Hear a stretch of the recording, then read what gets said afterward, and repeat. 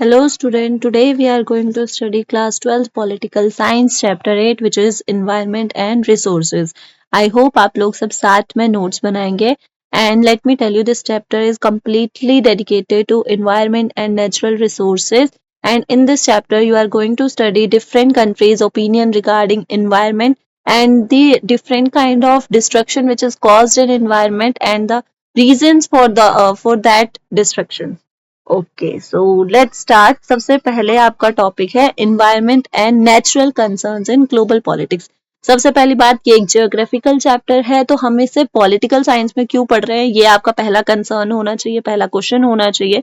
तो हम इसे पॉलिटिकल साइंस में इसलिए पढ़ रहे हैं बिकॉज जो हमारे अर्थ में जितने भी कंट्रीज हैं, जो अलग अलग कंट्रीज है, उनकी पॉलिटिक्स पे भी बहुत गहरा इफेक्ट इसका पड़ता है कि इन्वायरमेंट की क्या कंडीशन है या इन्वायरमेंट कैसा है। तो अलग अलग ग्लोबल पॉलिटिक्स में ये चीजें डिस्कस हो रही है and different schemes are made regarding these environmental problems. So therefore it is necessary to be read in political science.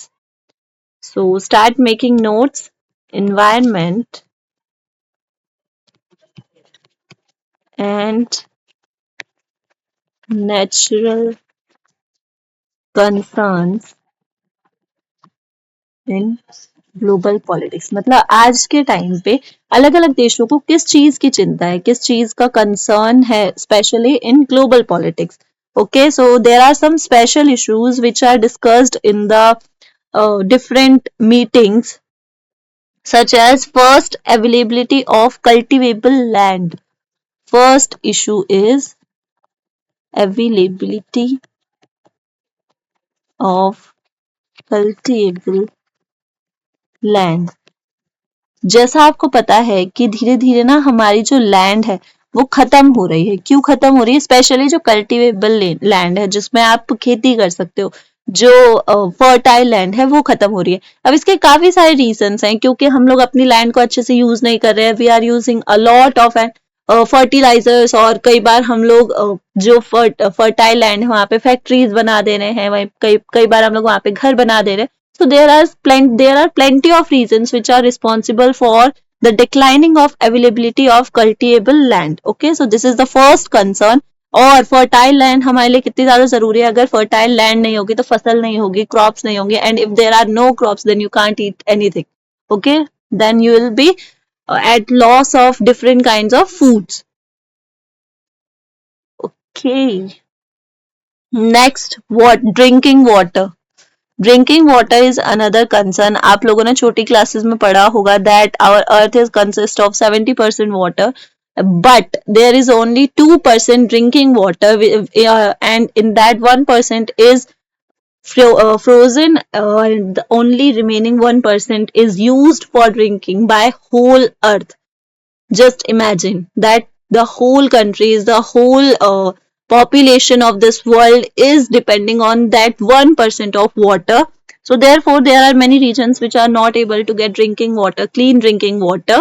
Okay, so it is an another concern। और बहुत बार ऐसा भी बोला जाता है कि अगर थर्ड वर्ल्ड वॉर होगा तो वो पानी के लिए ही होगा। ठीक है, so it is an another concern। Next, loss of biodiversity।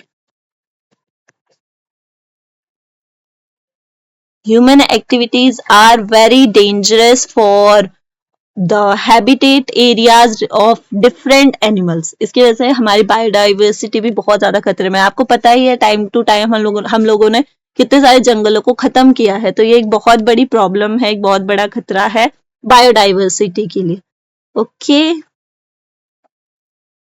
Next reason है नेक्स्ट इशू है डिक्लाइनिंग ऑफ ओजोन लेयर। सब बच्चों को ओजोन लेयर पता होगा क्या होती है, कहाँ होती है और क्यों ये हमारे लिए जरूरी है। तो ग्लोबल वार्मिंग की वजह से, बहुत सारी ग्रीन हाउस गैसेस की वजह से ozone layer time to time खत्म हो रही है और it is a very big concern for our selves because ozone layer is a necessity to human beings.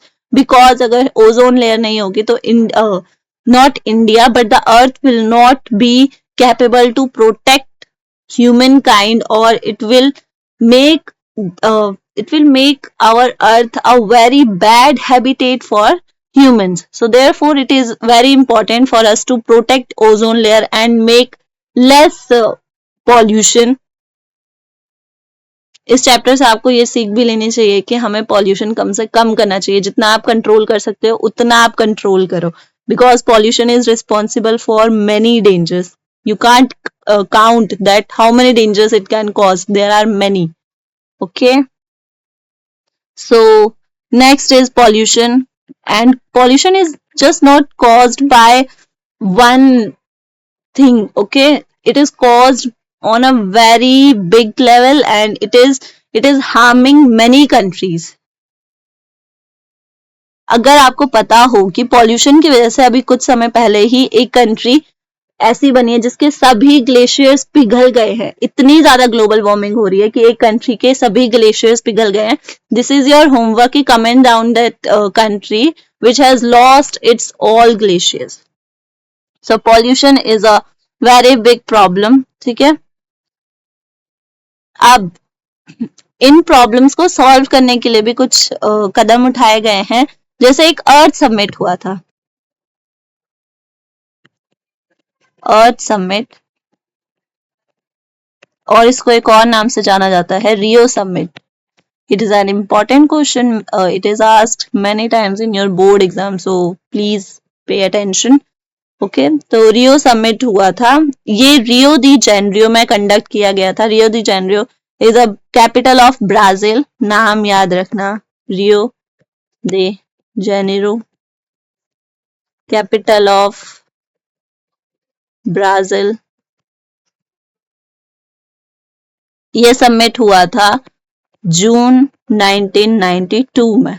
Okay, और ये बहुत सारी चीजों से डील कर रहा है, जैसे जो क्लाइमेट चेंज है उसके रिगार्डिंग, बायोडाइवर्सिटी जो खत्म हो रही है, फॉरेस्ट जो खत्म हो रहे हैं, ये बहुत सारी चीजें इसमें बताई गई हैं. 21 चीजें इसमें बताई गई हैं कि हमें किन 21 प्रॉब्लम से डील करना है. इसकी वजह से एजेंडा 21 नाम की एक स्कीम आती है, वो इसी के अंदर है. ठीक है, इफ अगर आपके क्वेश्चन में पूछा गया है what is agenda 21, so there are different kind of environmental problems which are listed in the Earth Summit, and that is only called Agenda 21, from which we have to deal. Now I'll write which I said. This produced conventions dealing with climate change, biodiversity, forestry, and recommended a list of development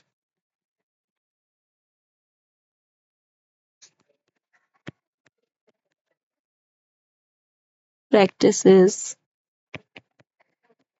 called agenda 21. मैं suggest करूंगी कि आप लोग अपने video की speed बढ़ा लिए करिए, ताकि आपको जल्दी से चीजें समझ आ जाए, आपका जल्दी से चैप्टर कवर हो जाए. ठीक है, this is for your own good.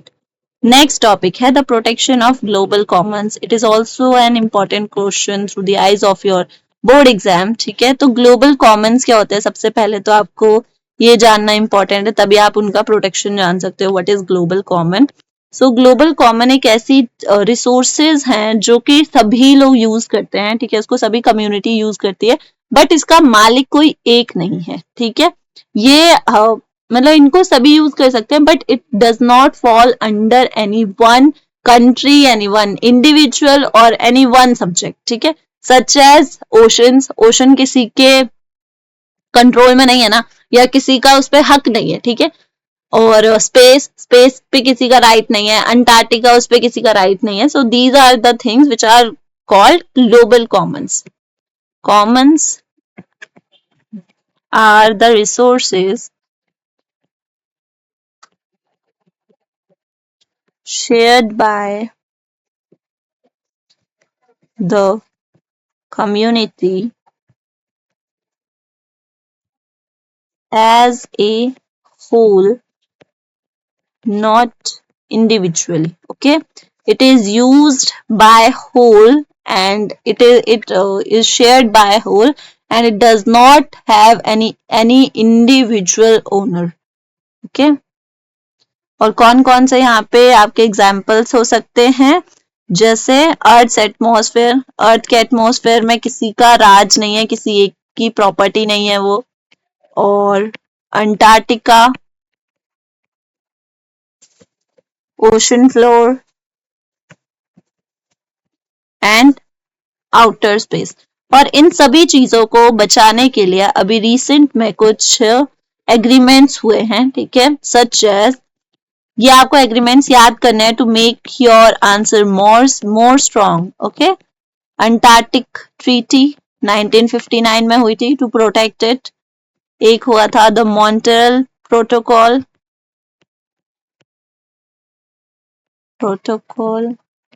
it held in 1987, and the last one is the Antarctic Environmental Protocol.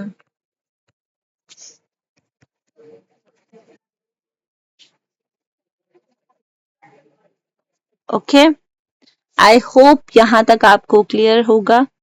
Next is common but differentiated responsibilities. How? Let me tell you. Common but differentiated responsibilities. So, firstly, listen it as a story. So, अगर हम लोग बात करें world की, तो world is divided into two parts, one is north and another is south. Let me draw for you.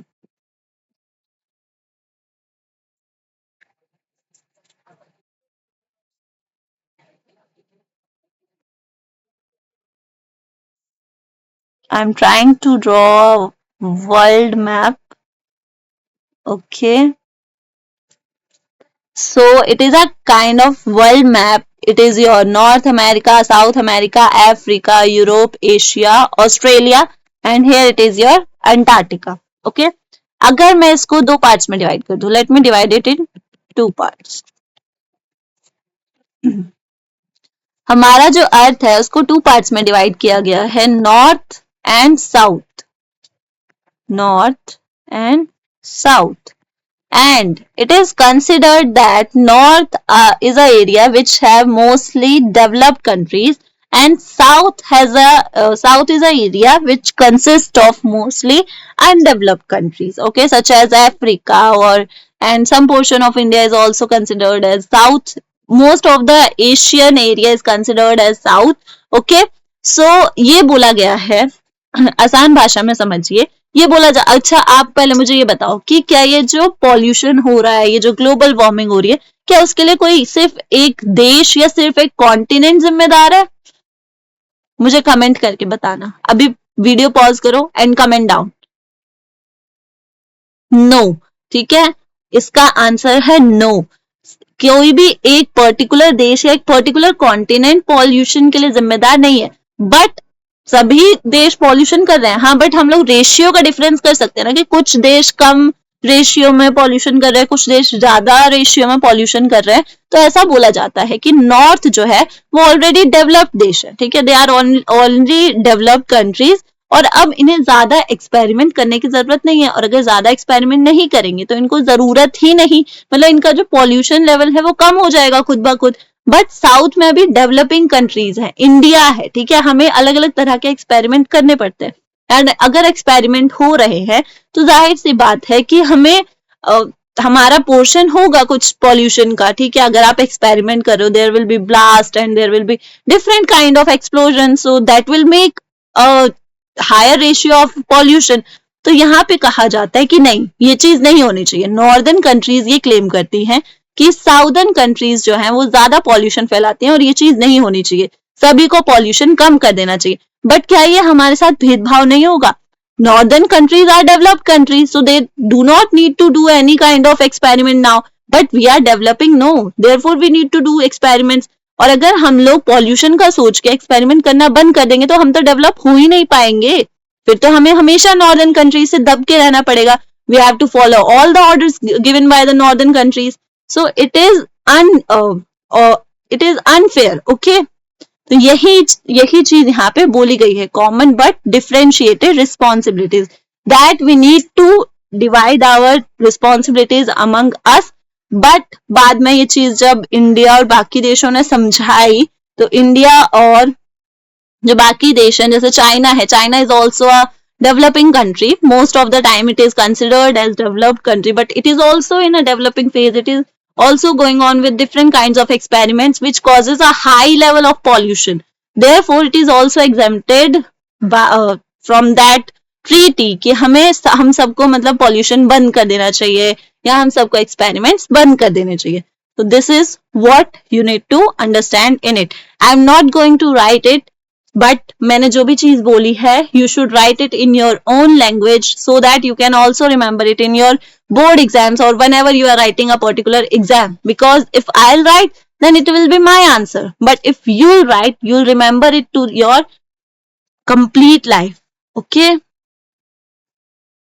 now अब India का क्या स्टैंड है इन्वायरमेंटल इश्यूज में? इंडिया का भी तो कुछ स्टैंड होगा ना, इंडिया का क्या स्टैंड है? Let's jump on to that topic. India's stand on environmental issues. So, अगर बात करें तो इंडिया भी बहुत सारे इन्वायरमेंटल इश्यूज से जूझ रहा है. इंडिया में बहुत ज्यादा पॉल्यूशन होता है और दिल्ली की तो बात ही छोड़ देते हैं. ठीक है, तो एक क्योटो प्रोटोकॉल नाम का एग्रीमेंट हुआ था या एक समिट हुआ था जो अलग अलग तरह के पॉल्यूशन से डील करने की बात करता है. तो इंडिया ने भी उसको साइन करा था. Okay, so first point is India signed and ratified Kyoto protocol. Kyoto protocol 1997 में हुआ था, but India signed it in 2002. ये याद रखना. ठीक है, बोर्ड एग्जाम में इसको दो तरीके से पूछा जा सकता है. और बट इंडिया को एग्जेम्प्ट कर दिया है क्योटो प्रोटोकॉल में, क्योंकि क्योटो प्रोटोकॉल यही कहता है कि सभी को पॉल्यूशन बंद कर देना चाहिए. जो चीज मैंने आपको ऊपर समझाई यही चीज कही गई. So India and China are exempted from it.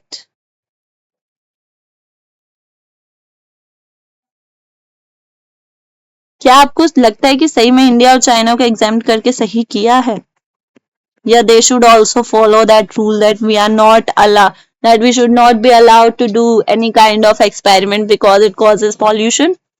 Please express your views. It is political science. We need to know your views. If you can think about an answer, if you can give your views, then you are understanding it. But you are not able to think, or but you are not able to give a review, then you are just learning it. So don't try to learn it, try to understand it. India and China are exempted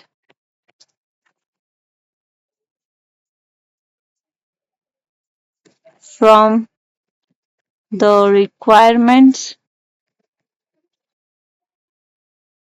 of Kyoto Protocol.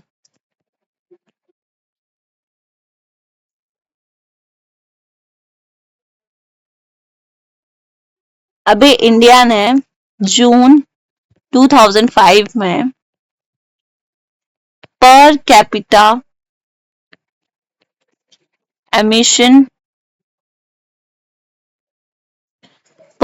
Emission को join किया था. ठीक है, इसको developing countries join करती हैं और इसमें ये बताया जाता है कि कौन सा देश कितना पॉल्यूशन कर रहा है या कितना पॉल्यूशन कर सकता है. ठीक है, it is a kind of bank which helps in gaining you points for your environmental issues. Okay,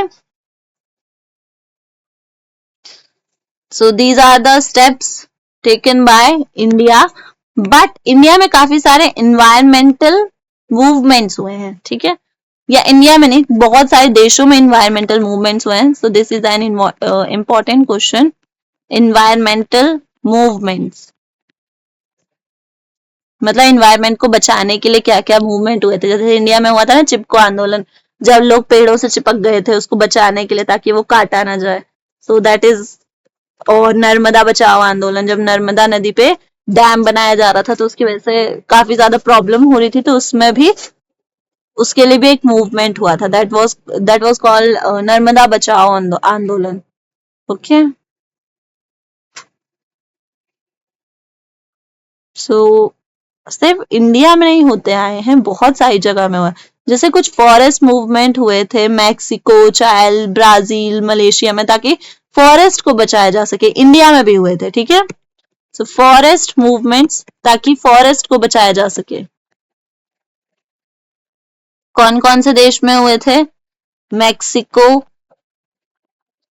चाइल, Brazil, Malaysia, Indonesia, Africa and India. यहाँ पे ये हुए थे, ठीक है। And there are different kind of groups which are working against mineral extraction companies। ऐसे बहुत सारे ग्रुप्स हैं जो mineral extraction companies के अगेंस्ट में काम कर रही हैं। Groups which is working against mineral extraction company। क्यों क्यों ऐसे काम किए जा रहे हैं? क्यों मतलब मिनरल एक्सट्रैक्शन कंपनी के अगेंस्ट में काम किया जा रहा है? क्योंकि ये बहुत सारी कम्युनिटीज को डिस्प्लेस कर देती है अपने घरों से, अपनी जगहों से, इसलिए ये सारे के सारे इसकी वजह से ये सारे मूवमेंट्स किए जा रहे थे, ठीक है। और आपके लिए चिपको आंदोलन, जो मैंने अभी थोड़ी देर पहले बताया,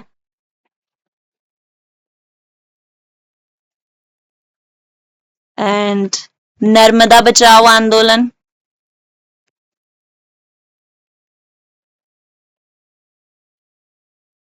तो ये सारे मूवमेंट्स भी आप मेंशन कर सकते हो। Next topic is indigenous people and their rights.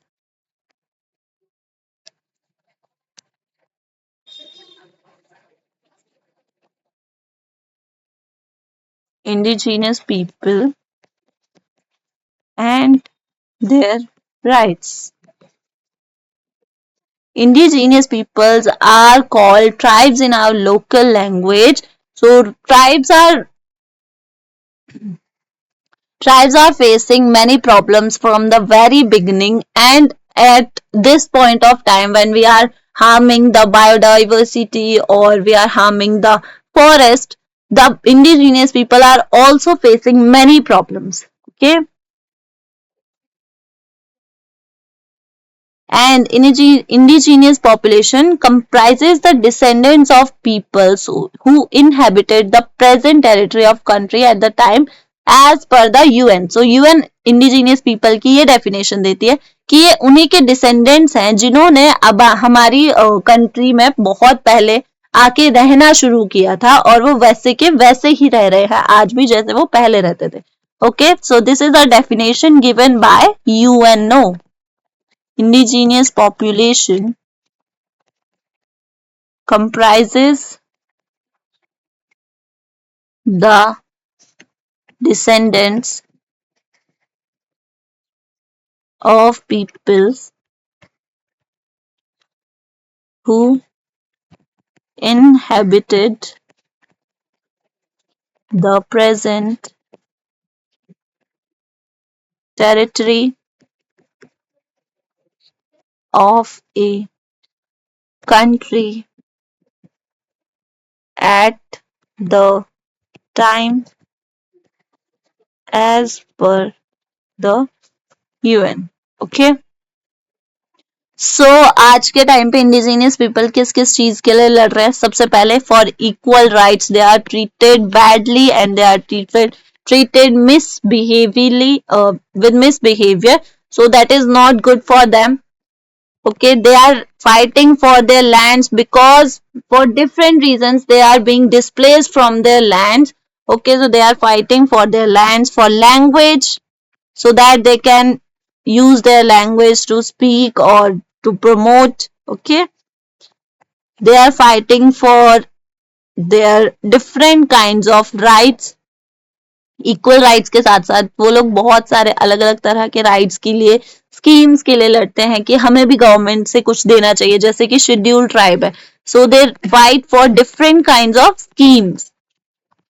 These are the things which they are fighting for equal rights and lands and language and for different kinds of schemes. The government should also think about them, that how they can be protected and how can we give them a comfortable life in which they are not displaced or they are not harmed in any way. So this was your chapter. I hope you understood it and made notes. We'll meet in next class. Thank you.